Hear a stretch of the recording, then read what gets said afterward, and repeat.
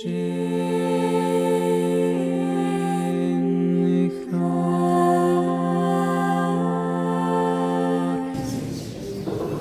o nosso irmão, por favor.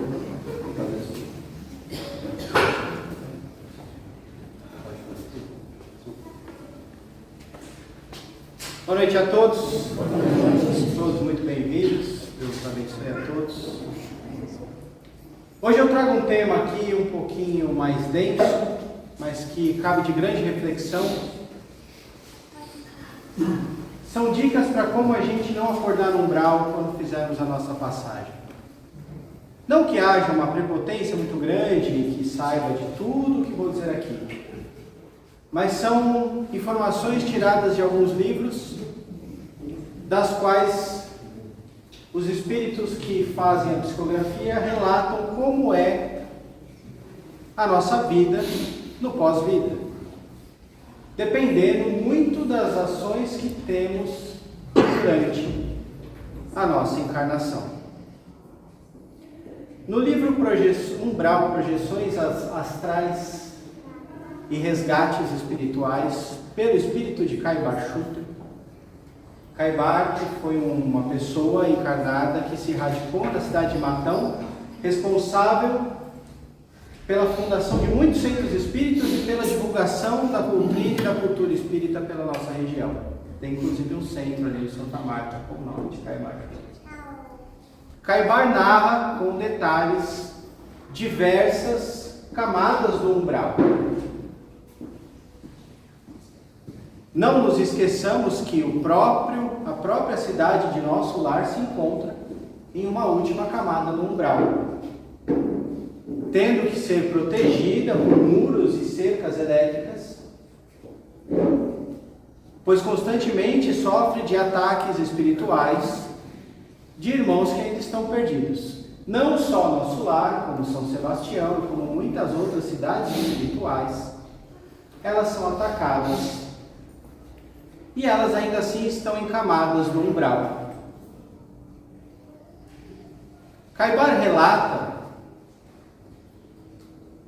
algumas das camadas e o que acontece com as nossas ações para irmos acordar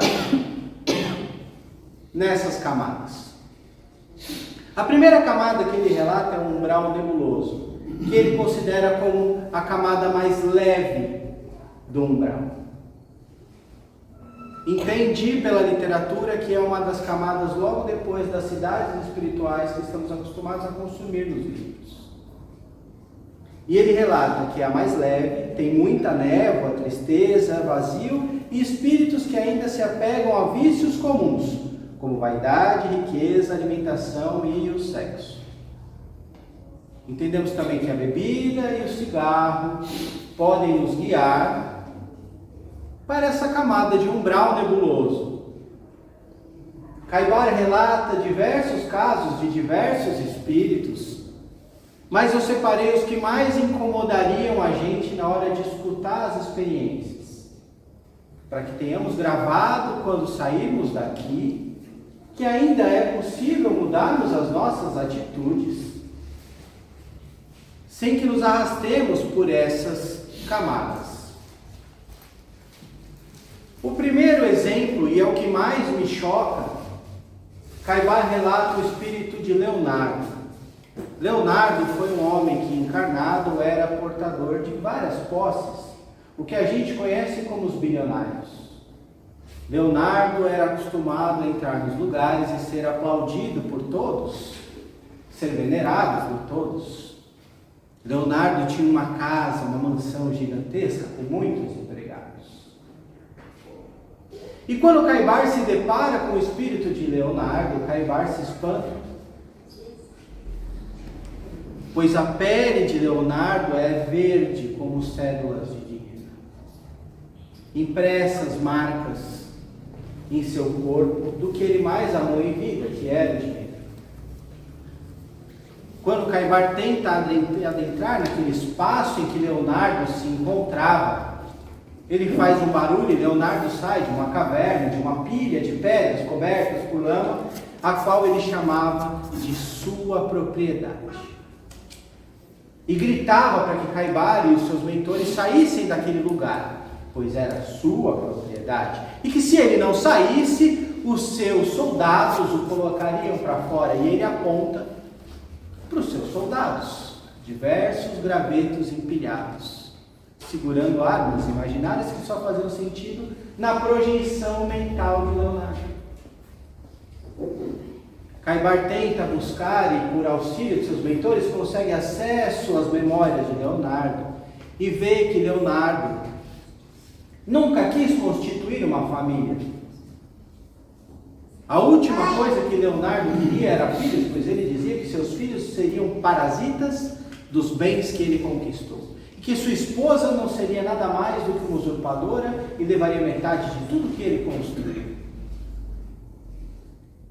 Caibar tenta estabelecer um diálogo com Leonardo, mas quando ele se aproxima, cai uma pedra muito grande e de dentro cai uma pedrinha. Então Leonardo pega aquilo com todo o seu amor e fala: se afaste-se do meu cofre, este é meu bem mais precioso. Foi em cima deste relógio de ouro com pedras e diamante que eu construí todo o meu império.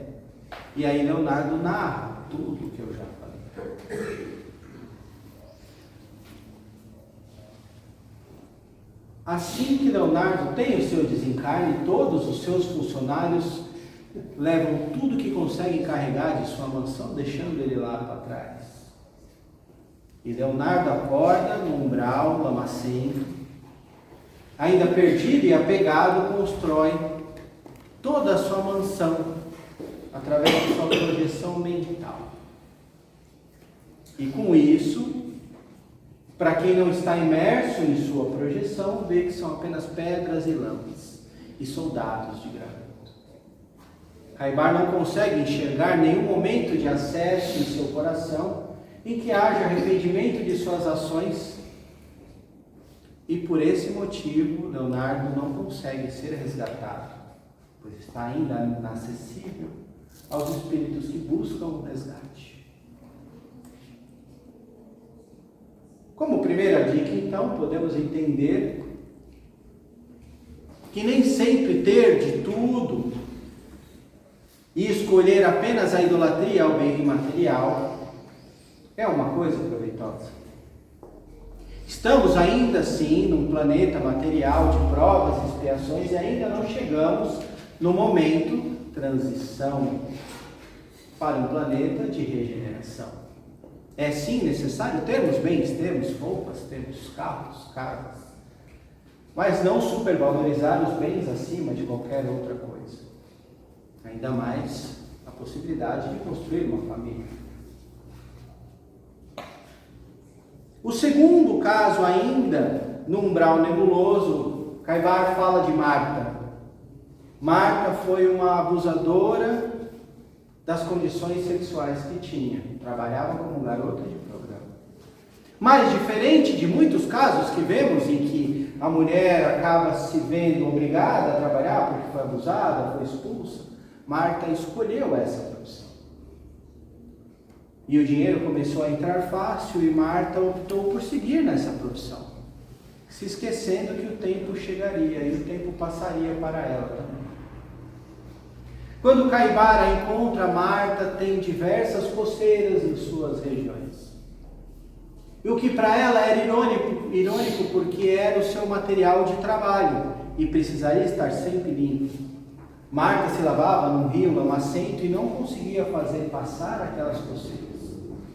Marta ainda não tinha entendido que trabalhar com o seu corpo de maneira sexual, de maneira desregrada, impactaria desta maneira o seu pós-vida.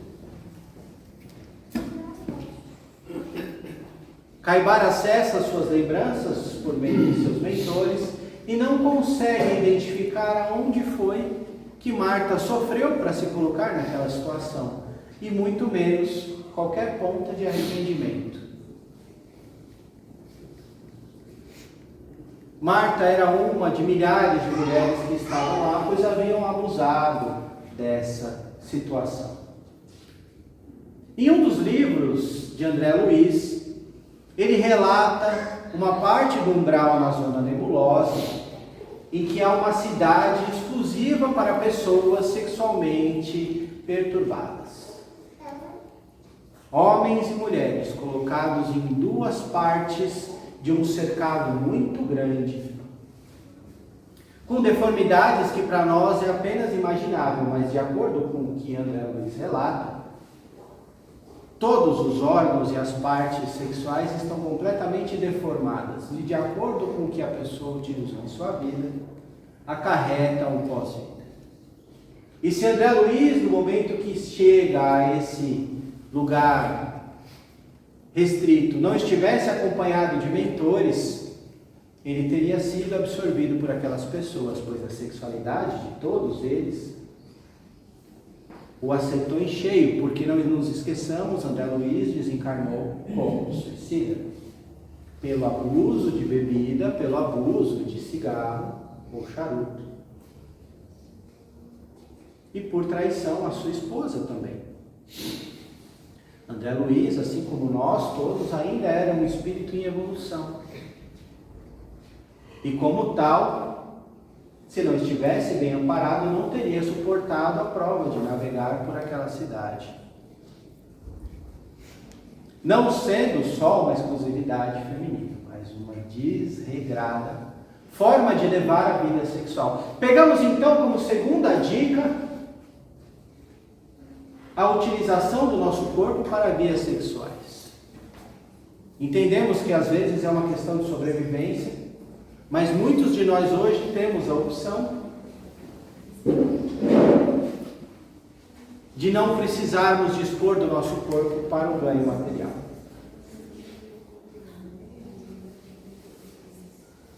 Seguindo a literatura, Caibar nos disserta o umbral pedregoso, em que ele fala que é um terreno irregular, áspero, cheio de sofrimento psíquico forte, habitado por espíritos maldosos, manipuladores e suicidas em grave estado de arrependimento.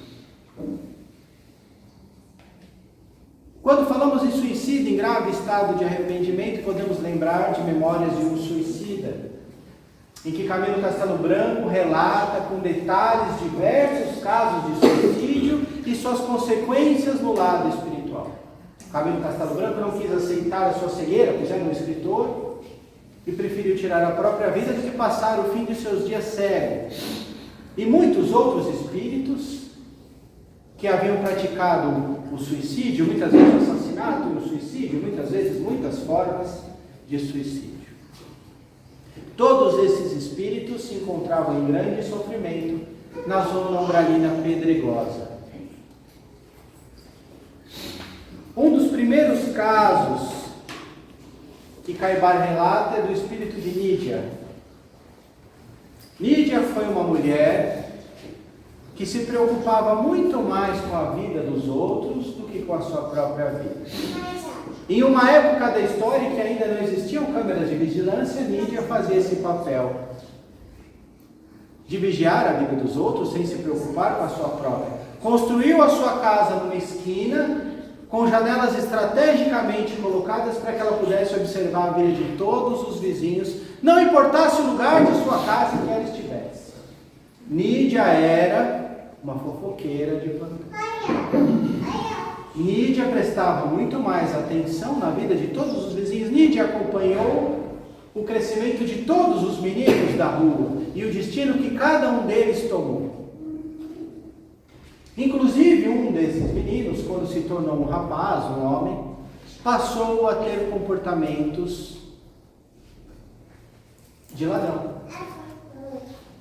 E depois passou a praticar os furtos, e depois passou a invadir as casas, e Nídia sabia todas as casas que esse rapaz havia invadido, todas as casas que ele havia roubado. Até que um dia esse rapaz acabou por invadir a casa da sua vizinha, no momento que a vizinha não estava em casa. E Nídia, então, preocupada com a vizinha, deixou a sua casa, viu o portão da casa da vizinha aberto, entrou e deu de frente com o rapaz. Quando o rapaz viu Nídia, ele a reconheceu, deu um sorriso e um tiro na sua cabeça. E foi embora sem que ninguém visse o que aconteceu e só encontrasse o corpo dela depois. A polícia deduziu que ela tinha encontrado com o bandido, tinha sido morta e nunca ninguém descobriu quem havia matado Nídia. E o que mais incomodava a Nídia não era o fato de ter sido assassinada, era o fato de não poder se vingar. Porque aquele rapaz, de maneira inconsciente, em estado de vigília, não sabia que já trabalhava para espíritos trevosos do outro lado. E ele era fortemente protegido pelo que nós chamamos de obsessores, que não são nada mais do que irmãos desatentos, servindo a espíritos que têm poder. E Nídia tinha muita raiva de não poder se vingar e que ela não estava fazendo mal a ninguém, mas tampouco fez bem a alguém.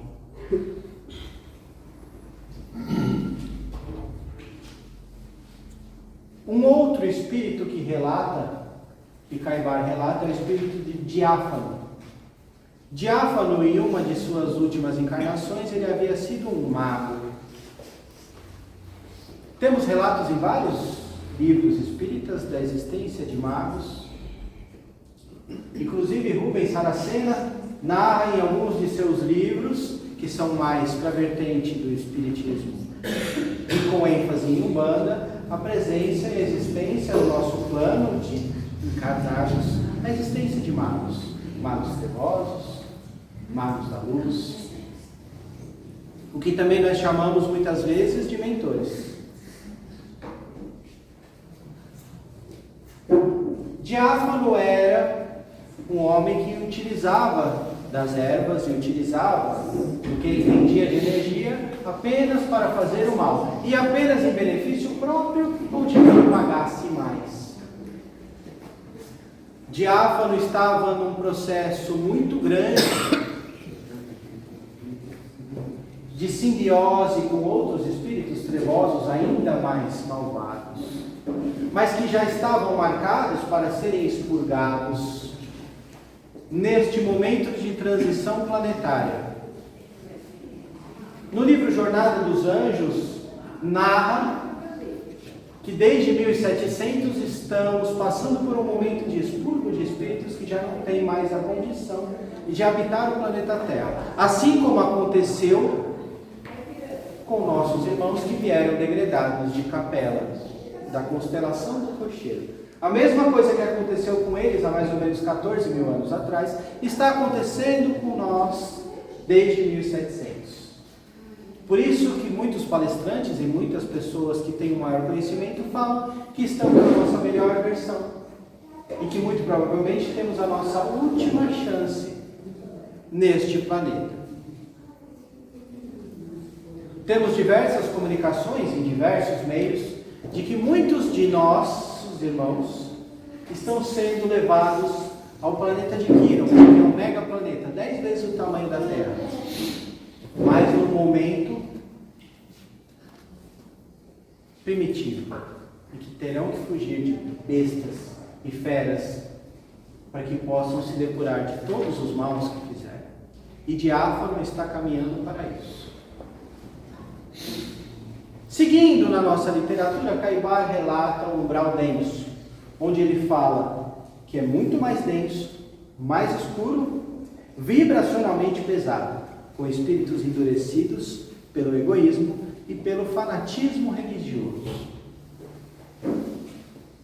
Um outro espírito que me marcou muito nessa literatura, quando Caibar relata, foi quando ele encontrou com um Papa. Um Papa que havia sido soberbo e que havia papeado apenas para o seu interesse pessoal, pelo seu crescimento, pelas coisas que ele queria. E esse Papa em trajes enlameados, com os pés andando por um barro sujo, com as unhas mal feitas, com pedaços de galhos simbolizando anéis em seus dedos, andava de um lado para o outro, não encontrando uma pessoa digna para conversar com ele naquele lugar.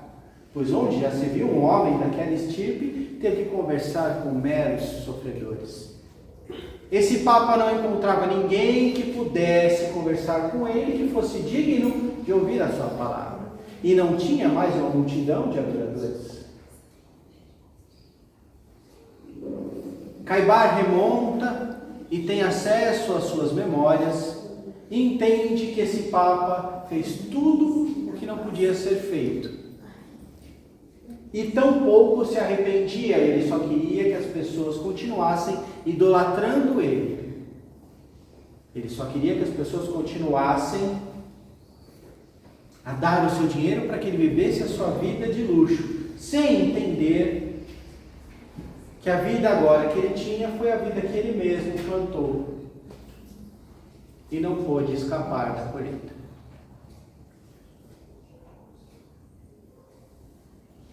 O outro espírito que Caibar relata é Túlio, um falsário, um homem que se preocupou apenas consigo mesmo e que falsificava terrenos, propriedades e vendia e assumia por dinheiro e falsificava tudo que fosse possível falsificar para que ele tivesse ganho e o benefício próprio.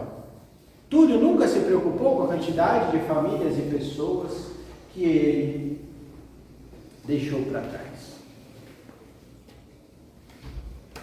Num livro recente que chama Umbral, Cada um de Nós Passará por Lá, encontrei um relato bastante parecido, só que dessa vez com um político, que havia sido político na cidade em que nasceu, e que desviou todo o dinheiro para hospitais, creches, polícia, deixou de beneficiar todos da cidade para benefício próprio, e naquele momento ele estava envolto em lama. E a única coisa que o assombrava eram todos os olhos das pessoas que ele deixou de ajudar.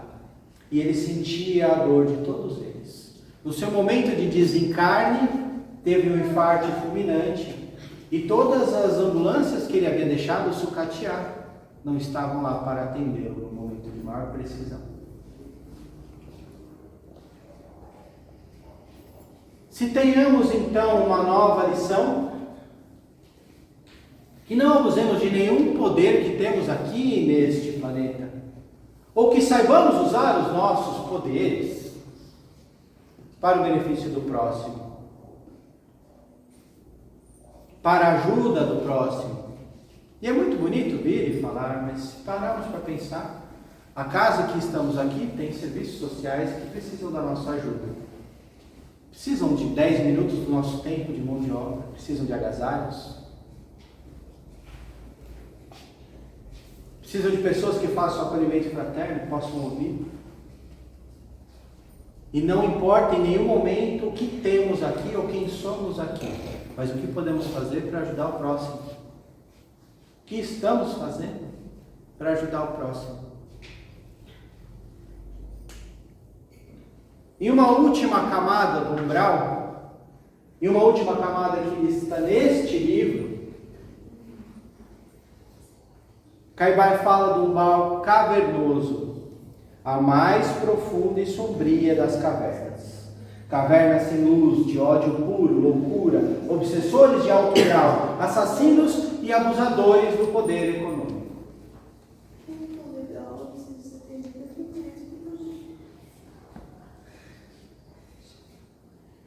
Se lembrarmos do livro O Abismo, também por André Luiz,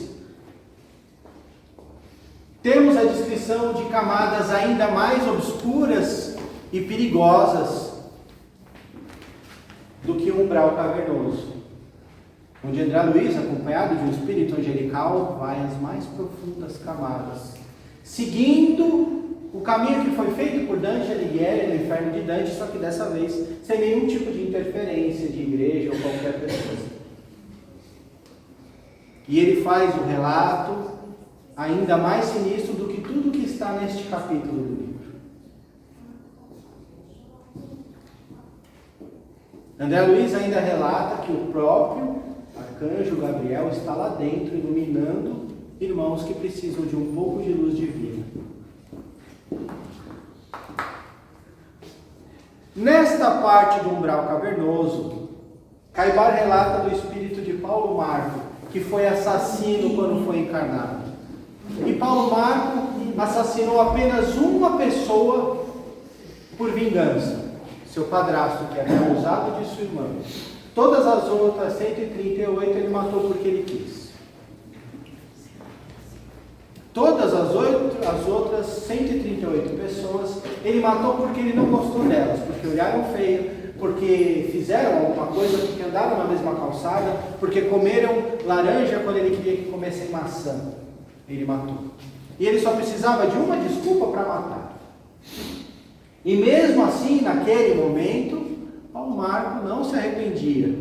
Arrependia-se apenas de não ter matado mais pessoas que mereciam ter morrido, não entendendo que não cabia a ele o direito de tirar nenhuma vida. Existem algumas literaturas que explicam até, no próprio livro dos Espíritos, há escrito de que, se tivermos a necessidade de matar alguém para não morrermos, ou ele ou eu, que tenhamos várias linhas de raciocínio que nos impeçam de tirar uma vida. Pode haver atenuantes, sim, mas não deixaremos de devolver ao universo a vida que tiramos.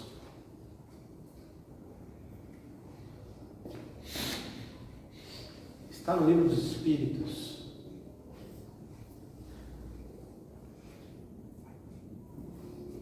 Como podemos ter a grandeza de não matar alguém em um momento de vida ou morte? Honestamente, não sei se eu teria isso e eu pagaria com certeza. Como todos nós já vemos pagando de diversas encarnações. Todos nós, em algum momento de nossa existência, tiramos a vida de alguém. E tivemos a nossa vida tirada também.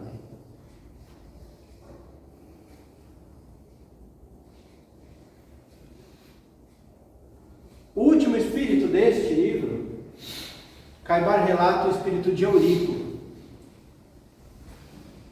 que foi um grande banqueiro de infinitas posses. Eurico não se preocupava em nenhum momento com a pessoa do outro lado, só com o dinheiro que ele precisava. Pessoas que perderam casas, pessoas que perderam terrenos, pessoas que perderam a vida, para que Eurico pudesse construir o seu império, sem se preocupar com o que aconteceria depois. Eurico apenas usava o seu poder para que ele tivesse dinheiro e cada vez mais dinheiro. Eurico estava no alto de seu prédio, um prédio mais alto, saboreando um copo de uísque, do mais caro, e lembra só do último gole, e uma dor, e depois acordar naquele lugar escuro, sem nada. E escutar todos os gritos e todos os olhares de toda a dor que ele causou, quando não se preocupou com ninguém. Se cabe então a nós um pouco de reflexão com essa dica, se formos banqueiros, que não tomemos tudo, simplesmente pelo prazer de tomar e ver a outra pessoa no final. E que se pudermos escolher, no momento de sermos banqueiros, que possamos direcionar parte do que fazemos ali para a caridade. Pois temos como nosso principal lema, como espíritos, que fora da caridade não há salvação. Para fechar essa palestra do livro Acordei no Umbral, o espírito de Nina Brestomini, junto com o espírito de Lucas, vão atrás de um espírito de Euclides. Euclides está numa dessas zonas do umbral, já há muito tempo. E Nina e Lucas recebem a missão de resgatá-lo no umbral. E quando eles o encontram, Euclides está sentado, sem entender ainda o que está acontecendo. Mas Euclides tinha bem clara a lembrança de que ele havia tirado a própria vida. E o mais agravante de tudo no caso de Euclides é que ele era dirigente de centro espírita. Então, pela literatura que ele havia consumido, ele tinha total consciência do que aconteceria com ele quando ele puxou o gatilho. Ele sabia o que ele estava fazendo. E isso consumia Euclides. Lucas, então, com muita conversa e com água fluidificada, aquela água que a gente toma em todo centro espírita, vai acalmando o espírito de Euclides e vai mostrando a ele que há uma saída para tudo aquilo que ele fez. Euclides, imagine estar ali naquele lugar há 13 anos, mas ele estava ali há mais de 30. Euclides se sentia muito mal ainda por tudo que ele havia feito. E conforme ele vai melhorando com o consumo da água fluidificada, fica mais claro no espírito de Euclides que o que mais consumia ele não era ter tirado a própria vida, pois tirou a sua vida num momento de fúria, porque queria que tudo fosse do seu jeito. Ele havia herdado o centro espírita de seus pais, e tudo tinha que ser do seu jeito, na hora do seu jeito, conforme ele queria, do jeito que ele queria. E por um acesso de ciúme, quando viu sua esposa conversando com um rapaz na cozinha sem nem querer saber, gritou com os dois, foi para o seu escritório e acabou com a própria vida. E foi descobrir depois que era apenas uma conversa, sem nada. Ainda assim, o que mais incomodava Euclides era ter sido um general na época do Império Romano, em que ele havia conduzido milhares e milhares de soldados a massacres infindáveis, das maneiras mais cruéis. Euclides havia coordenado diversos, milhares de assassinatos. E aqueles soldados, todos eles esperavam Euclides para receber a próxima ordem. Todos aqueles milhares de soldados esperavam que Euclides dissesse o que eles deveriam fazer. E o mais pesaroso de tudo, dando um grande spoiler no fim do livro, é que nada daquele atendimento era mérito de Euclides, e sim de seu avô, que já estava em altas esferas, assim como a mãe de André Luiz vemos no filme e no livro. Ele orou e foi atendido, e por mérito dele, Euclides estava sendo resgatado. Euclides estava ciente que a sua próxima encarnação estaria comprometida, devido ao grande dano que ele causou no seu próprio cérebro.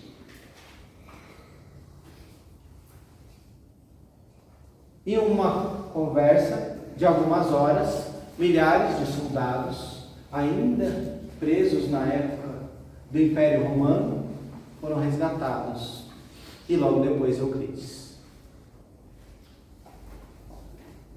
Como última lição, então, podemos entender que qualquer forma de comando que tenhamos deve e precisa ser bem utilizada. Para nós que trabalhamos e frequentamos casas espíritas e temos uma breve e simples visão do que acontece no pós-vida, que tenhamos claro que todas as nossas ações têm consequências. No livro Sexo e Destino, André Luiz narra ainda as formas de projeção mental, quando as pessoas sentem raivas umas das outras e não estão resguardadas por oração, o como elas projetam a raiva, e a raiva vira lanças e penetra as pessoas. Não nos esqueçamos que a própria raiva que direcionamos aos nossos irmãos é uma raiva que vai atingir essa pessoa de forma física, pode gerar mal-estar. E não nos esqueçamos também que toda vez em que dirigimos raiva e ódio e inveja a outras pessoas, estamos tomando veneno, esperando que o outro morra também.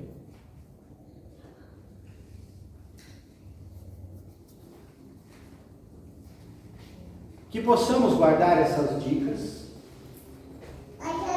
e essas lições, que elas sejam absorvidas e assimiladas, para que melhoremos o nosso dia já a partir de agora e que tenhamos melhores dias a partir de amanhã. E lembremos sempre dos nossos pensamentos e das consequências que eles causam a nós, aqui e depois. Muito obrigado a todos.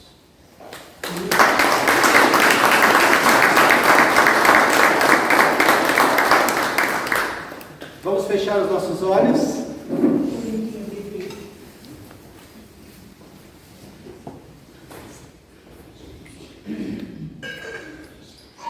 Vamos elevar o nosso pensamento ao Mestre Jesus. Pedir para que nesse momento recebamos todas as bênçãos que nos são merecidos. Que o plano espiritual possa começar o tratamento espiritual que é concluído no passe. Que tenhamos o merecimento de sermos atendidos e tratados pelo plano espiritual.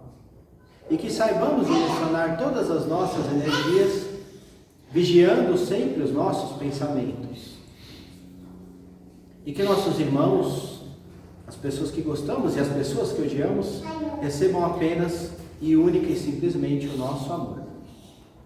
Que assim seja, graças a Deus.